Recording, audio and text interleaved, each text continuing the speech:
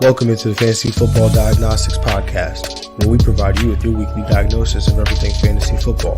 Whether it's season-long leagues, dynasty, DFS, or sometimes even IDP, we got you covered all year long.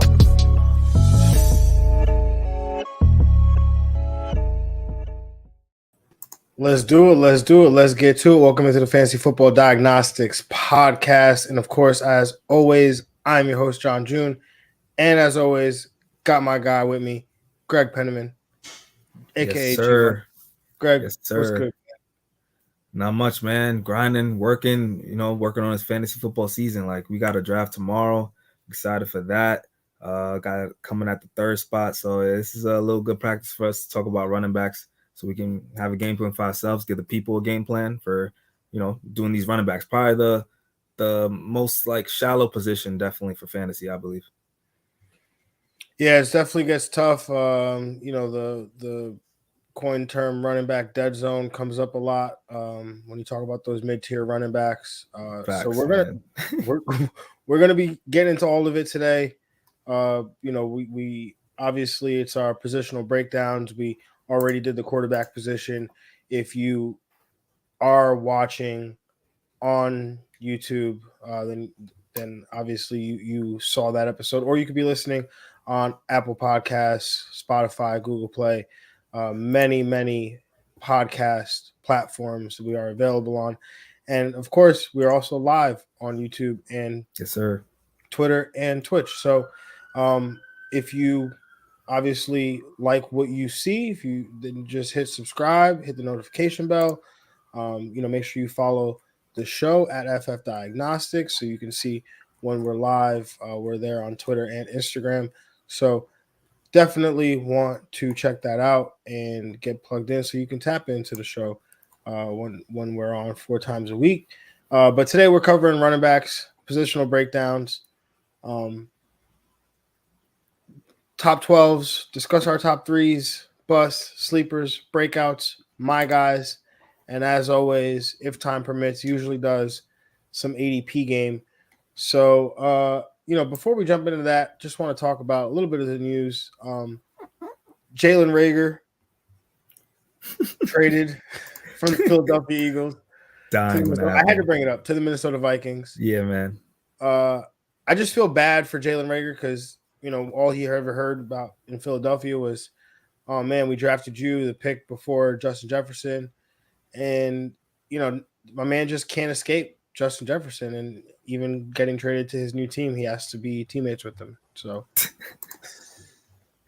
haunts him, yo. He just has to go against him, not go against him in roster, but just see plays like that. And I mean, hopefully he can make it on the field. Hopefully that wide receiver core in Minnesota is kind of deep. Yeah, I mean, KJ Osborne, somebody who definitely played well last year. And, today is not the wide receiver episode, so we don't want to get too much into it. But, KJ Osborne is definitely somebody that played well and somebody that I've been honestly picking up as some receiver depth at the end of some drafts. If I need some help at that position, because I'm, like we've talked about a little bit yesterday on Monday with the quarterback episode, I'm expecting the Vikings to throw the ball a little bit more. And so therefore that should mean maybe some more 11 personnel looks. KJ Osborne's on the field. And, again, like when he had his opportunities last year, he played well. Yeah, definitely. Some other news that definitely is on topic with what we're discussing today. This happened during, we talked about on Monday, the flurry of cuts and claims that were going to be done.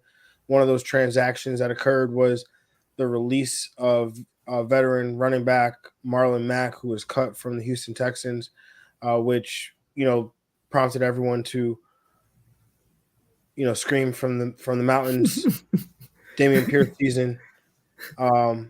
So, Greg, what's your reaction to this? I mean, Marlon Mack did get signed to the practice squad today, so he's not completely gone. They can elevate him from there. But obviously they've shown confidence in Damien Pierce. So what's your take on Damien Pierce and his potential outlook going forward? Well, I'm definitely looking to him as part of stepping into that starter role. I mean, you kind of hopefully, I mean, he's a rookie, so we envision him to maybe that probably ease him in. But I mean, I'm not. The Texans are a very good team. They're not going to be projected to be a very good team. So unless he can flash his pass catching abilities, that could cap his upside a little bit. But I would take him for a good volume. Maybe he would start to get 15 touches a game, 15 carries. But they'll be playing from behind a bit. So hopefully he can get some pass catching ability, which I'm not sure how he showed that in college. Yeah, that's one of the things I have questions about too, Greg, and I'm glad you brought that up because everybody brings up like James Robinson a lot when they when you bring up the bad team narrative for the Houston Texans. I was like, oh well, James Robinson did it, but James Robinson was literally the workhorse. Even when Yeah, they were losing, James Robinson yeah, was in there on third downs catching the yep, football, yep. and so it really comes down to if Damian Pierce is that kind of guy. Um, believe I have it up here somewhere. He had 45 receptions in 48 college games. So I mean that's not a fantastic number, No, but no, it's also not terrible.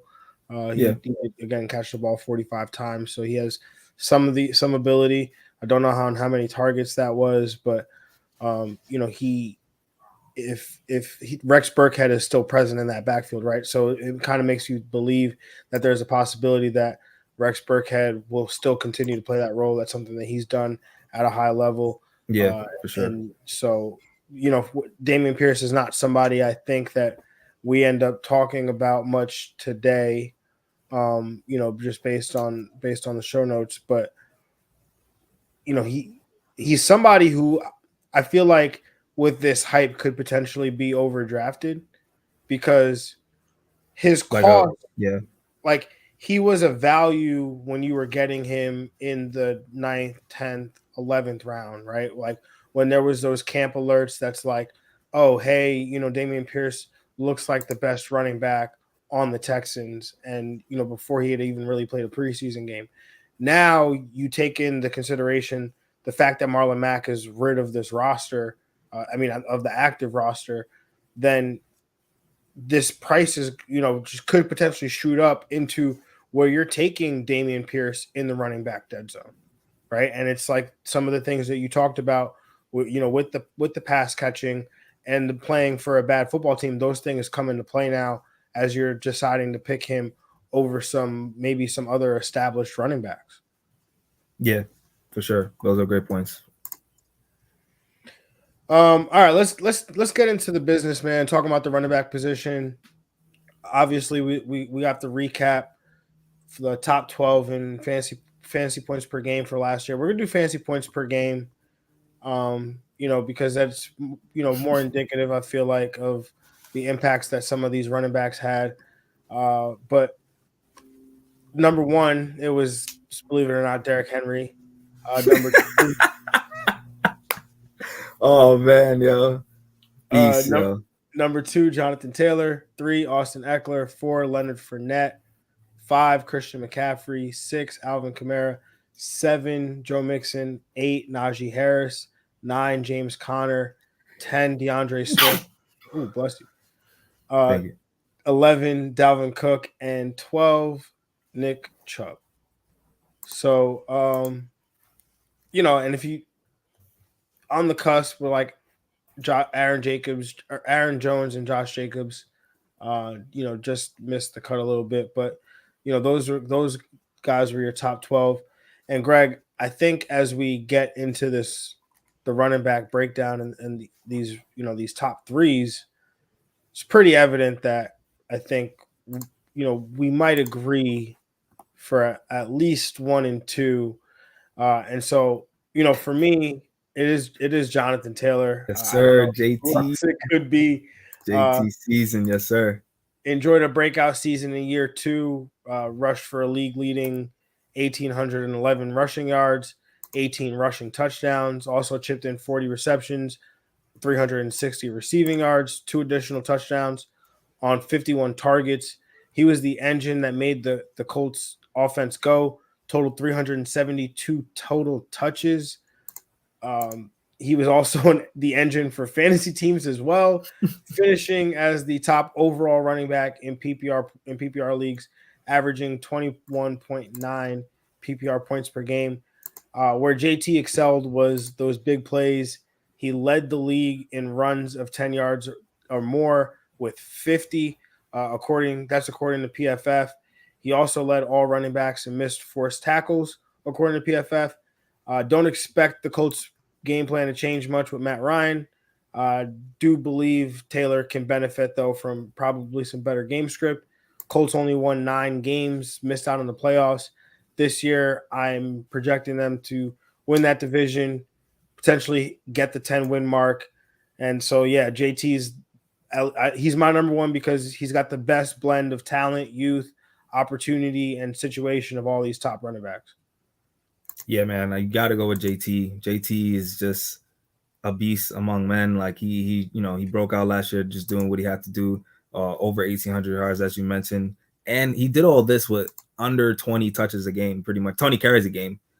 So if you just give him 5 more carries a game, like that seems like nothing on a game plan basis. He could always one play just break out for more. So I feel like what he did last year is not even the cap for him with coming into this year. Yeah, I feel that for sure. And it was crazy because at one point last year, we were coming on here for the first 3 weeks of the season, like feed JT. Give JT the ball, like free just JT, feed him, bro. Like just give him the ball, man. It's absolutely crazy. Yeah. Greg, you and I are in agreement here. Yes, sir. Jonathan Taylor, our RB1. Who's your RB2, Greg? I'm still gonna go with Christian McCaffrey here. Even though the last 2 seasons, it's been cut short a little bit by injury, but it's fine. I think was willing to take the risk. Maybe not at 1, but at 2. I think he's the third time's the charm will be pretty even lucky. But I think he comes in here and gives you a good 15, 16 games, and goes back to that Christian McCaffrey of 2 years ago. He still averaged 18.2 fantasy points per game last year in the games that he played.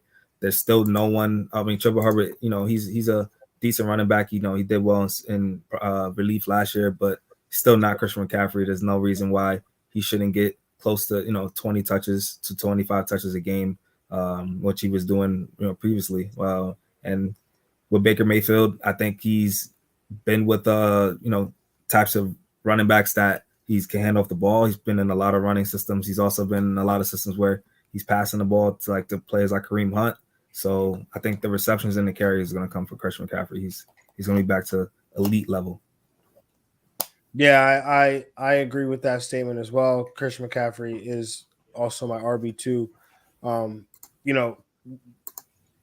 If we're gonna talk about durability and not wanting to take a running back because he's injured, then you shouldn't take any running back with your first round pick if you don't want to invest in a player like Christian McCaffrey. You talked about Chuba Hubbard and what he was able to do in relief. Like when you get the backup for Christian McCaffrey, you're not even really, how we always say like, oh, if you get Alexander Madison, you're getting like 80% Dalvin Cook. Like you're not even getting 80%. You're not even getting close because no. That player just becomes like, oh, he's going to run the ball like 14, 15 times. And they might get like 2 targets versus McCaffrey, who's going to run the ball like 14, 15 times, but also get like 9 targets in the pass game. Yep. So 9 targets. Yeah. Yeah. So you're really missing out on that ceiling that McCaffrey brings. And there is a world, right? Like, because there was a time Christian McCaffrey was the automatic 101 and you couldn't blame anybody because between 2018, 2019, he was second in touches with 729, just 7 behind Ezekiel Elliott during that time span, and 100 more than the third running back accumulated in that span. Not to mention 266 targets during that time span, which made him a PPR darling. He played 48 of 48 possible games between 2017 and 2019. He's only played 10 of 33 between 2020 and 2021. So I'm willing to bet that CMC plays more than 10 total games. that he played in the last 2 seasons, and his production has not fallen off at all. And so you could honestly, there's a world where like you could convince yourself if Christian McCaffrey stays fully healthy, he could edge out Jonathan Taylor as the number 1 pick, or as the number 1 player in fantasy. Like definitely he could be PPR the number leagues. 1 player in PPR leagues if he is completely healthy for the rest of the year.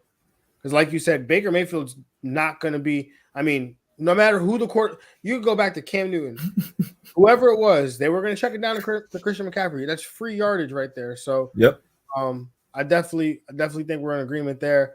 I think the first place we disagree, and I don't even hate you for like I can't even hate for like who your guy is because like but I'm going Austin Eckler as my RB3.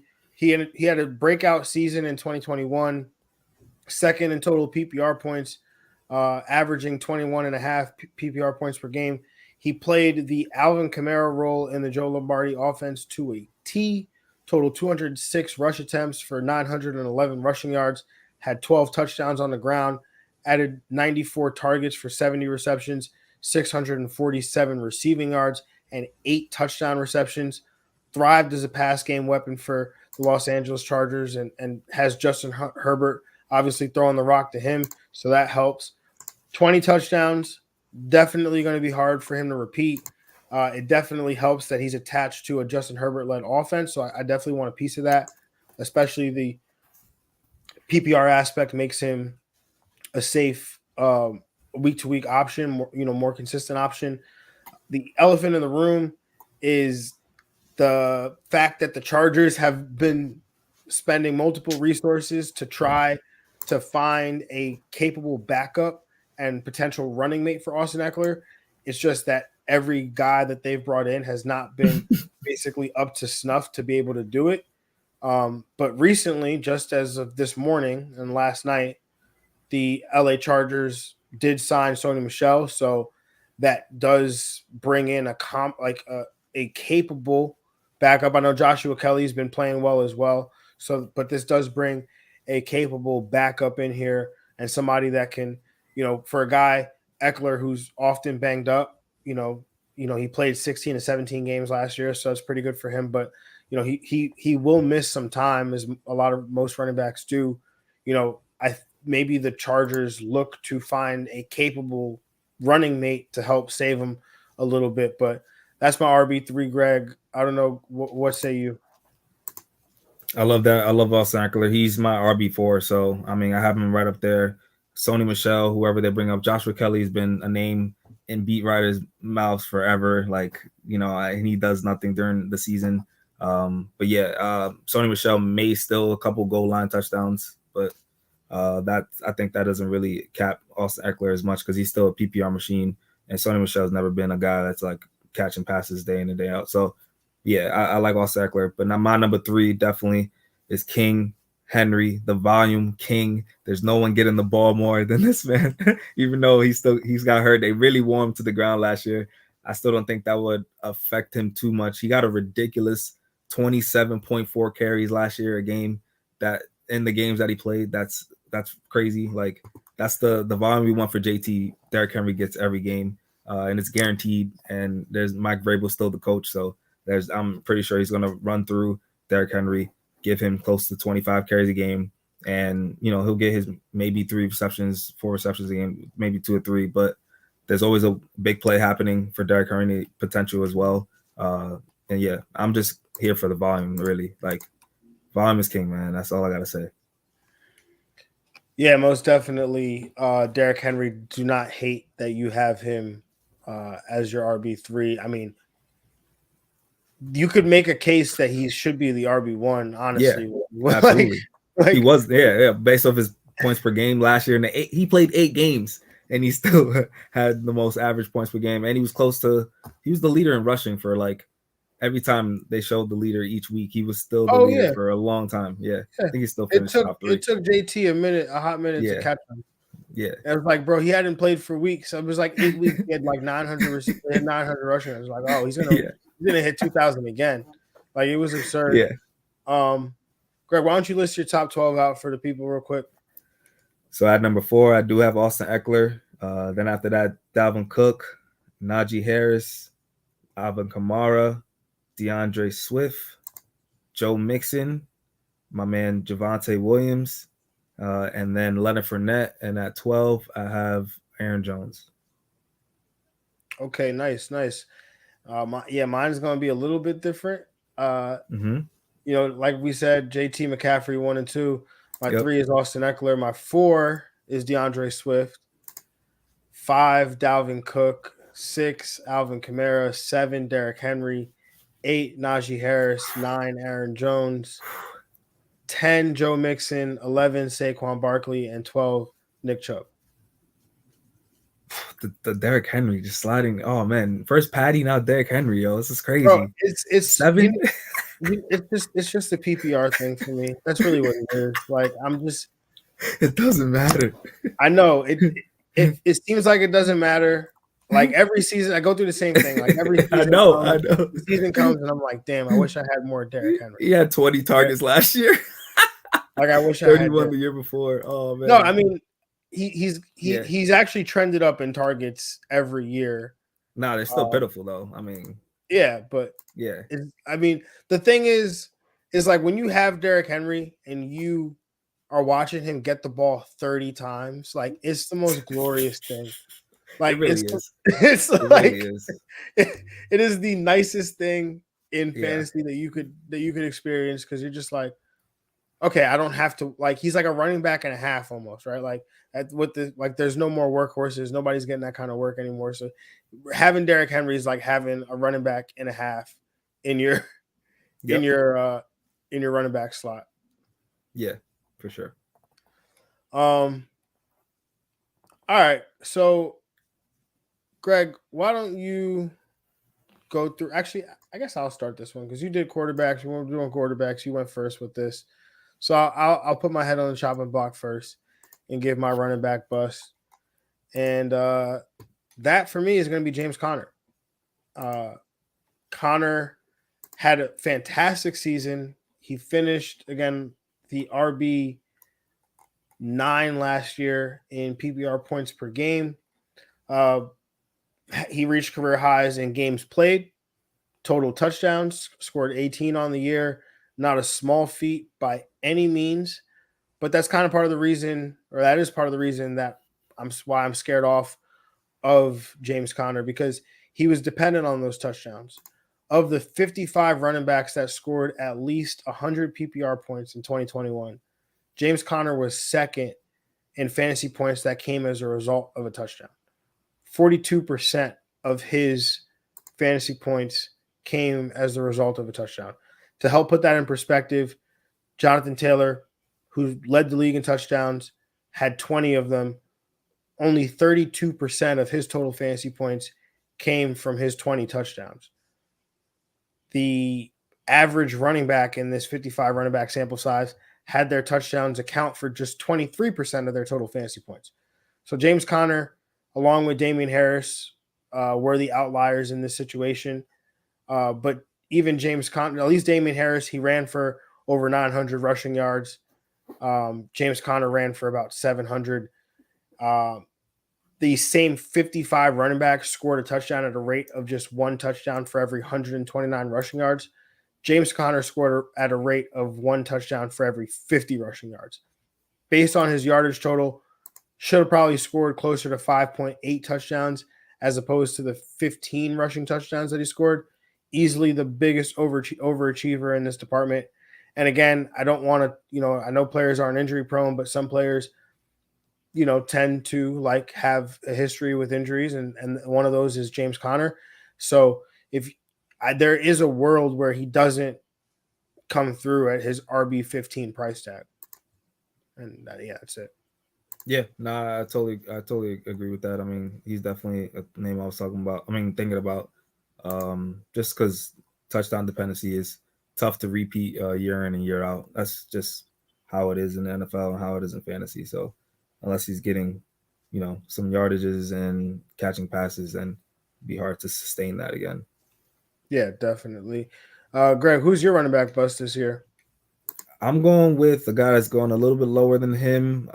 He's, according to Fantasy Pros, going at the RB21 right now. Eli Mitchell for the San Francisco 49ers. Do like his volume when he played. You know, he got almost 18 carries a game, about 19 carries a game when he played. Really, a question for me is the durability. Just he was getting banged up just week in and week out last year, and he's already came in to camp a little banged up. Had some question marks coming in here. I do like him playing when he plays. The volume he's going to get, but is he going to be able to consistently withhold a 16, 17 game season? Kind of like the questions why I had James Conner maybe as a bust last year or in the previous years. Like James Conner was the guy that was just couldn't stay on the field. Granted, Eli Mitchell just starting his career out pretty much, but yeah, I just have question marks about that. And the guys around him pretty much as well. He's going above guys like J.K. Dobbins, who I think I'd rather have over Eli Mitchell. Josh Jacobs, I still would have, I think, over Eli Mitchell as well. So both those guys, especially get J.K. Dobbins, I think he's going to be a guy with a lot more volume, who will sustain throughout the season in a better offense. Yeah, Eli Mitchell is tough because like some of the things you said, the volume is going to be there. The question is, a lot of times that he was injured. Yeah, so it's definitely something to consider when you're sitting there drafting. I know that I have less of an issue with the injury history, like kind of some of the stuff that I said before. But it's definitely something to consider when you're sitting there in that running back dead zone and you're making those draft picks. I'm gonna go to my running back sleeper now, and I talked about James Conner, who plays in Arizona. He spent some time with another running back in Chase Edmonds, who's now in Miami, and so I'm going with him as the lead back now in Miami. I like Edmonds a lot this year, and he was efficient, averaging 0.85 fantasy points per touch last year, comparable to guys like CMC, Nick Chubb, Joe Mixon, just to name a few. He now enters a situation in Miami where he can be the lead guy. We'll see some work for sure, but for the first time, he'll be the 1A instead of spending time as the 1B last year to James Conner and the 1B the year before to Kenyon Drake. He Mike McDaniel, who comes from San Francisco, he's the head coach there in Miami, is going to install this outside zone run scheme that should fit Edmonds to a T. He's going off the board as RB33. I've got him in that range, actually at RB32, so slightly above market value there. He's a guy I like scooping up as my third running back, or maybe even my RB2 if you're going a wide receiver heavy to start your draft. Yeah, definitely like that. I mean, and just plays off your bust, so that's pretty good, pretty much right there. Greg, who's your running back sleeper?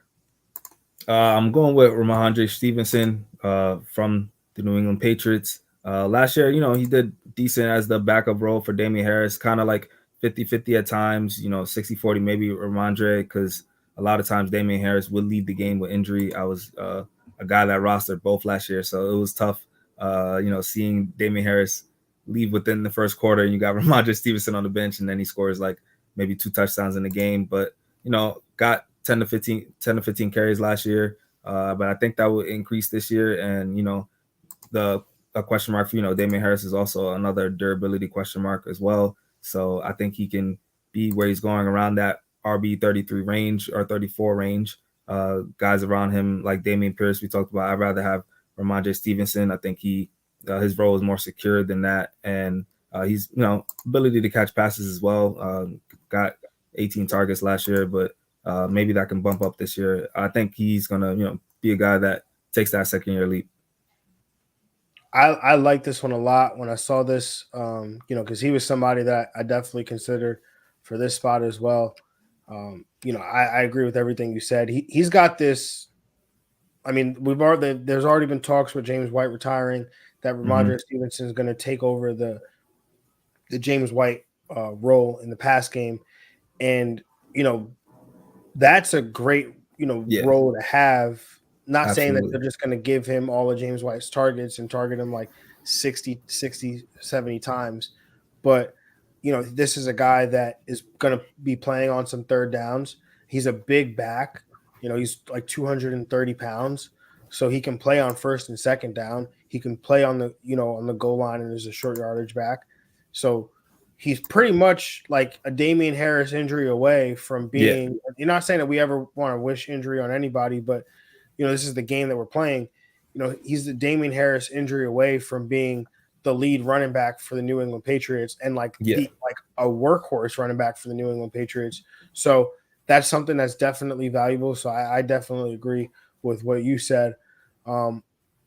Especially if Staying you're taking sleepers, you want some upside at that point. You want someone that could maybe get you a boom late in the season, be a league winner.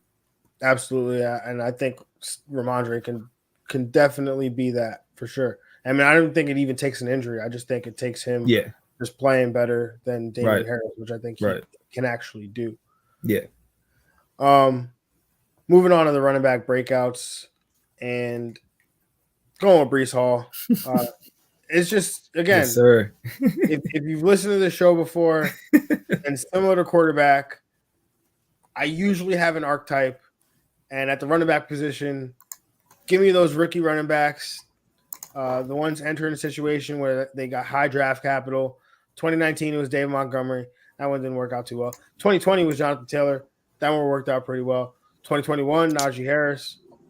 I mean, that was kind of slam dunk, so I'm not even Yeah, really, that's a layup right there. You're right. You're layup, right. Facts. But this year it's Brees Hall. He's rated as the top running back in my prospect model for the the 2022 draft class.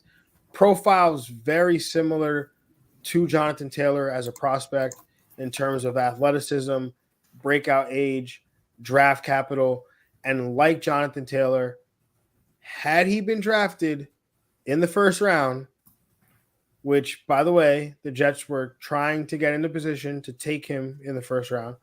But had he been drafted in the first round, he would have been the highest rated running back in my prospect model, which goes back to 2018, which Saquon Barkley currently holds that title.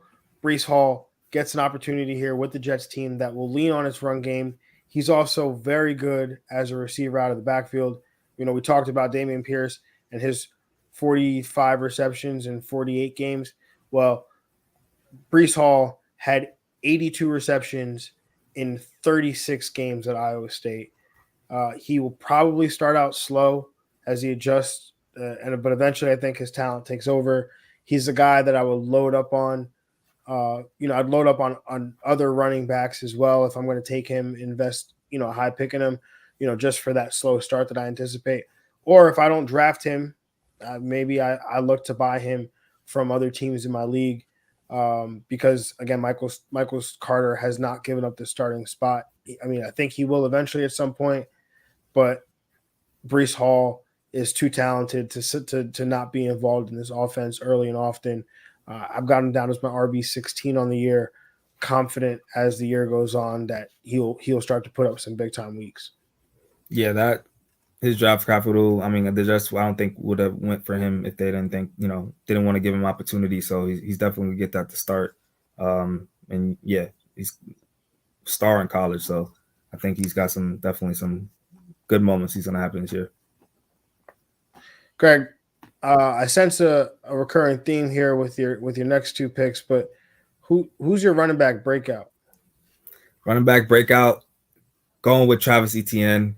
This is definitely a player that we really were excited to see last year, and didn't get to see. And I think people maybe I not slept on him a little bit. He's rated around that low end RB2 range, but I think he can be rated a little higher. I think by next year he'll be rated a little higher as well. I think he'll be a top 15 running back. The receiving is there that what he did in college. He had 48 receptions in his last year in college in 12 games. He's definitely a guy that can be very elusive. And when he was in his offense in Clemson, is a guy I think he's gonna be with the Jaguars in a better offense with a real coach, and they're still gonna be playing from behind. So the receptions in the PPR game will be there. I think Travis Etienne is gonna break out and give a top 15 season. Yeah, I definitely. I was saying that before. I think ETN was your Breakout last. Yeah. your running back breakout last year, but we didn't get Yep. to see that because of Yeah. the Liz Frank So I gotta injury. hit it again, you know. Yes, sir. No, Gotta get my absolutely. pick through. You gotta get it again. You know, he is going as you know, you do have to pay up to get him. I mean, multi-site ADP according to 444.com, he is the running back 17. So you definitely got to pay up to get him. But if you're confident, which I am as well, I think the receptions are going to be there. I've got him probably closer in the 20s, but I think that definitely he's a guy that will break out this year. It really just depends what happens with James Robinson, right? Because he's a guy that if he's involved, there's Yeah. there's Definitely some caps him a little bit. opportunity Yeah. for sure. But moving on to my guys, and my guy for 2022 is AJ Dillon, one of my absolute favorite targets in fantasy football this year. We talk Okay. about who will benefit from the departure of Devontae Adams. And I'm not saying that A.J. Dillon's going to line up at wide receiver, but I do think that the Packers do lean on their running backs a little bit more with Aaron Jones and A.J. Dillon, who, by the way, quarterback Aaron Rodgers referred to as two of their best 11 players on offense. We know what the 6 foot, 240-pound running back can do as a rusher, but he's also very good as a receiver out of the backfield, which is misconstrued. People think because he's this big bruising back that he's not very good out of the backfield, but he had 37 targets last year, caught 34 of them, had 317 receiving yards and 2 touchdown receptions, finished last year as the running back 23 in PPR points, PPR points per game, going off the board as the running back 24, which if you ask me, I think that's his floor. He should see a bump in opportunities, but he's also got this built-in upside of if God forbid anything happened to Aaron Jones, he automatically becomes He's a a workhorse. top 12 Yeah. running back. Like Yeah. no questions, no ifs, ands, or buts. He's a weekly top Yeah. 12 running back and a workhorse that like Packers offense like hasn't really had since I don't even know how long. But yeah, AJ Since like Dillon is my guy for 2022. no. Yeah, right. Yeah, I like that for sure. AJ Dillon, he's one of those guys that, they can trust his body to make him a workhorse. So like, yeah, he can be at the goal line, be third downs, be every down back because he's built, he's ready for this. Definitely. Quadzilla Yeah. does not play. Yeah. He does not skip leg day. My The only man is other one ready that to looks like go. is Derrick Henry, and you see the volume he gets. So Greg, who's your running back, my guy, this year? I'm gonna go with just a guy that loves to see play football every week. One of my favorite players to watch, Alvin Kamara. He definitely at the RB, going around that RB7 range, RB8 range. I think he can give you actually a little low bat in some drafts. Just kind of getting a little slept on a little bit, I think, this year. And him and Michael Thomas going to come back, give you good seasons with Jameis Winston at the helm. Alvin Kamara, close to 20, not even 24 carries, 24 touches last year in the games that he played. So the volume's going to be there. The talent is just, I think, top 10 in the league for what he can do at his position, pound for pound. Nothing stopping Alvin Kamara. Like he's given us such special moments in fantasy. I definitely see that happening again this year. Yeah, I remember that 6 touchdown game, lost me a championship, or I was on the other side of it, won somebody else's championship. Great, fantastic for you if you won it. It was on Christmas. I'll never forget that day. It was terrible. But anyway, Alvin Kamara, he's the man. Absolutely fantastic. Yeah. I'm okay with him being a my guy because he is being slept on. The RB8, like how often are you able to get Alvin Kamara in round 2 of drafts? Sometimes it does have a lot to do with the looming suspension people thought was going to come, but apparently, that's probably coming in 2023. So doesn't impact him in 2022. So if you're playing in your redraft leagues, it means go ahead and draft him. I mean, with confidence, man. With confidence. Like I said, I know I've got him as my RB6, I believe I said. Yeah, he's my running back 6. I think, Greg, you also have him in your top 7 as well. Yes, top 7. Yeah, I believe 7.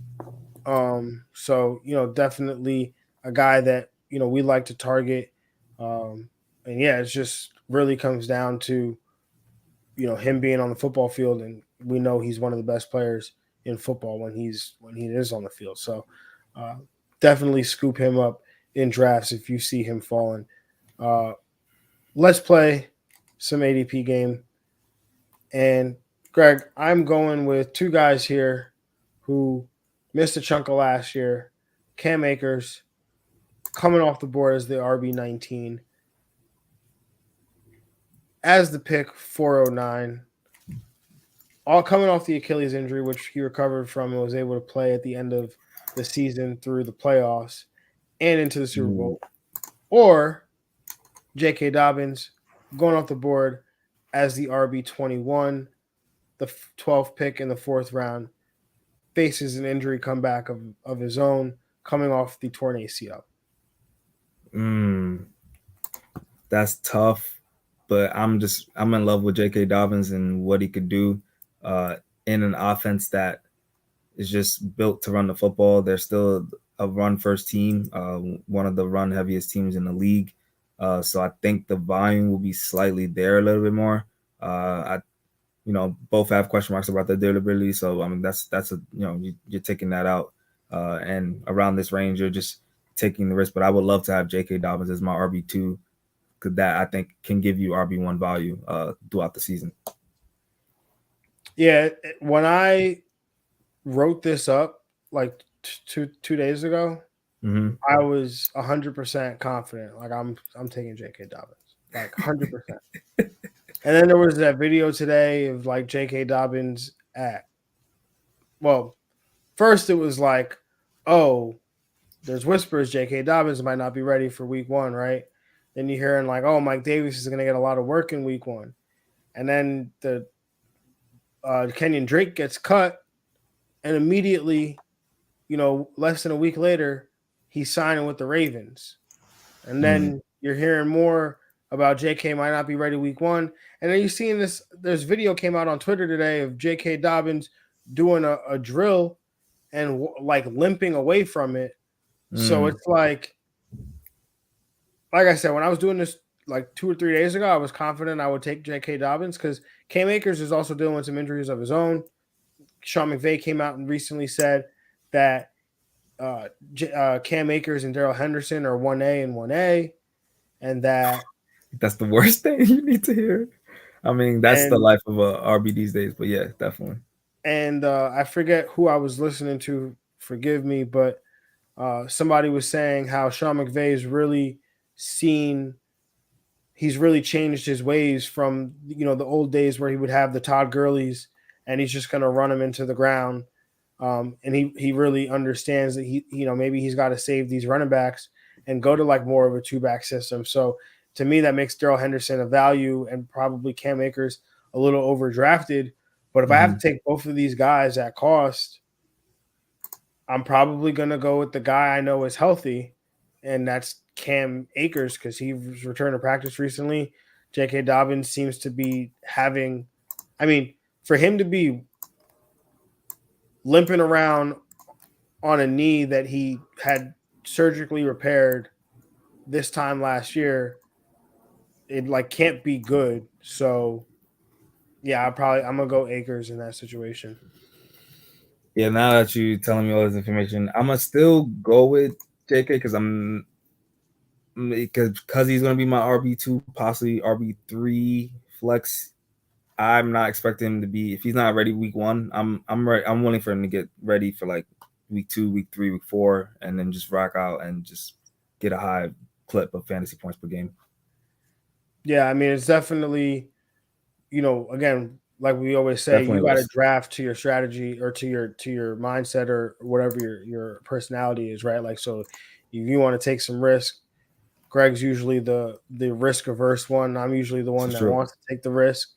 But I also, considering, I guess, for me, like wanting to start out strong, those first couple of weeks. And if you invest the 4th round pick. And like if you go running back heavy in like a half PPR league, like hell yeah, like I'm all for that for sure. So all right, let's move on to this next segment. And I feel like I know where you're going with this one. I typed it up before I saw who your picks were going to be today, but this one is Elijah Mitchell or Eli Mitchell versus Clyde Edwards-Helaire. We got Eli Mitchell. I want to call him Elijah Mitchell so bad. Eli Mitchell, who took over as the 49ers lead back in week 1 of last season, going off the board as the RB23, according to 44.com's multi-site ADP. That's pick 509 in your standard 12-team league. And then we have Clyde Edwards-Helaire, who has disappointed fantasy managers, it seems like, since entering the league in 2020, going off the board as the RB25, the 8th pick in the 6th round. Greg, who do you take at cost here? Yeah, I'm gonna go with Clyde Edwards-Helaire. I think actually, that's tough. I think that's tough. I would take J.K. Dobbins over Eli Mitchell, but maybe it stops at Clyde because Clyde has just been, he was a guy that I believed in my rookie. He was my rookie breakout. Last year, I thought he was going to have a bounce back season, but seems like I think I have high hopes for Pacheco. That's why for him, his prospects. So I think I'm gonna go with Eli Mitchell in this spot actually, because Clyde, I think throughout start the season he'll get those touches, but it's possible that he could get outplayed late in the season and then have the Chiefs have been signing a lot of running backs. They keep trying to get ensure that running back core. I'm not sure if they have the full trust in Clyde Edwards-Helaire as the number one. Where Eli Mitchell, when he plays, I think he's the guy. Yeah, I actually am gonna go with Clyde on this one. I do have Clyde. I know you and I kind of talked about this. I have Clyde in my top 20 of running backs. He's actually the RB18 for me right now. And it's mainly because, like you did mention, the Chiefs have invested a lot in bringing in running backs. But it's clear that all these running backs that they brought in are backups because while Ronald Jones has gotten time with the ones, Derek Gore's gotten time with the ones, Isaiah Pacheco's gotten time with the ones. They've also seen times with the 2s, the 3s, and sometimes even the 4s, right? Like where Clyde Edwards-Helaire is consistently run with the ones. He doesn't run with anything less than the ones. So that kind of signals, and in preseason games, preseason action, he took 11 snaps with, Patrick Mahomes played 11 snaps. Clyde Edwards-Helaire played those same 11 snaps, right? So, it's been clear based on what the Chiefs have been doing that Clyde's, been the guy through camp. I think that, Clyde's biggest issue has been his inability to stay healthy, kind of similar to what Elijah Mitchell or Eli Mitchell has shown through the first year. But, Clyde is, there have been times where, like you said, he's been outplayed, right? Like Darrell Williams at times has outplayed him. Mm-hmm. I mean, we're like, give Darrell Williams those touches. But I think from a volume perspective, and especially with some targets being available, and we know Clyde can do that. I think Clyde's gonna start out the gate strong for sure. Yeah, that's definitely a good one though for sure. Again, this is another one that I did not know that you were gonna have pick somebody for this. Otherwise, I wouldn't have done it. But Ramondre here, versus Michael Carter, a little in-division rivalry here. Ramondre Stevenson going off the board as the running back 36, pick 902, and Michael Carter going off the board as running back 41, pick 1006. Who would you rather have at cost, Greg? Yeah, I'm all in on Ramondre Stevenson, wherever his volume is after that RB25 range, because I think he can finish in that when the season is over, RB25 and up as his upside.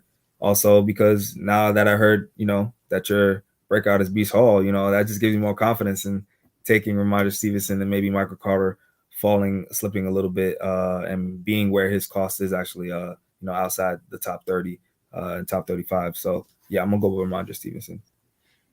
Yeah, I actually put this one on here so that like I could actually talk a little bit about like some of the things I go through mentally when I'm in drafts and I'm trying to make a selection between these two guys, because I do find myself very often, having to make a decision between one of these two guys. And I do have them. I have Ramondre Stevenson, running back 30, Michael Carter, running back 35. Um, and in close tiers, similar play, not far from each other. But the reason why I go through this struggle mentally when trying to make these selections is not because Michael Carter plays for the Jets or because he's one of my favorite players, but the fact is I know that week 1 Michael Carter is going to be the starting running back for the New York Jets. Like Right. I can say that pretty confidently, just based on what's happened in the preseason, what the Jets have done, how they've handled rotations and things of that nature. Breece Hall won't be the starting running back week 1. He could be the starting running back week 2, week 3, week 4. I'm not sure, but week 1 he definitely won't be the starter. Where Ramondre Stevenson, we don't know when he's going to be the starter, right? Like Right. he's a guy that you're going to put on your bench and you're going to be like, you're not going to start him. You're just going to be like, all right, let's see what happens. You're going to watch that game week 1 against Miami and you're going to be like, all right, let's see what happens.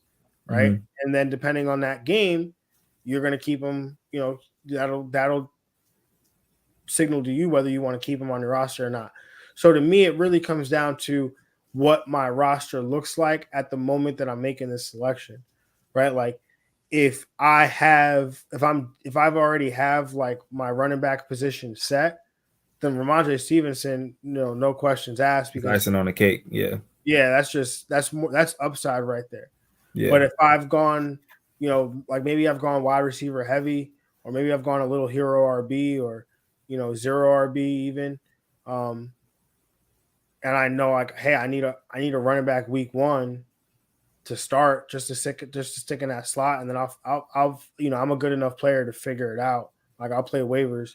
Like Michael Carter is a guy that, like you said, Breece Hall's my breakout. But like I also said at the beginning when talking about him and his potential breakout, is that Michael Carter is still the guy right now. And I don't know how long it's going to take for him to cede that job, but eventually at some point he will. Yeah. Hopefully it's not like a Jordan Howard and then this guy named Myles Gaskin just comes out of nowhere after week 1 and just takes over. That was so crazy. Yeah, right. Oh my, that was crazy, but it was also kind of crazy because we had so much Jordan Howard that it was just an easy pivot. It was like, all right, well, we're just gonna go to Myles Gaskin then. So sometimes when you're wrong, you can still be right, and sometimes when you're right, you could be right. Like last year, I didn't want Mike Davis, but that's why I was like, before we went, I'm gonna scoop up all this Cordero Patterson. So it worked out. Yes, sir. All right, so that's the running back position. We will be back on tomorrow. Still have to finalize a time. We are, between our work schedules is pretty busy, and I know Greg's struggling over there with some projects that he's working on. So, and we have a draft tomorrow, so we're gonna have to figure out exactly what time we're gonna be on here. But we will be live. But if you somehow missed the live show, we will be on we'll be on YouTube for you to watch later. You can find it on Twitter. It'll be the pinned tweet on the FF Diagnostics Twitter account. And then in terms of, the podcast, you'll find us on, Apple Podcasts, Spotify, Google Play, all of those nice and all those nice podcast platforms. And make sure you hit subscribe so you don't miss an episode. And make sure you are following Greg at we_made it on Instagram, at gmoney_truth on Twitter, and you can follow me at JR Football Nerd on all social media platforms. Have a good one, everybody. Thank you for listening and watching, and we're out of here. Peace. We out.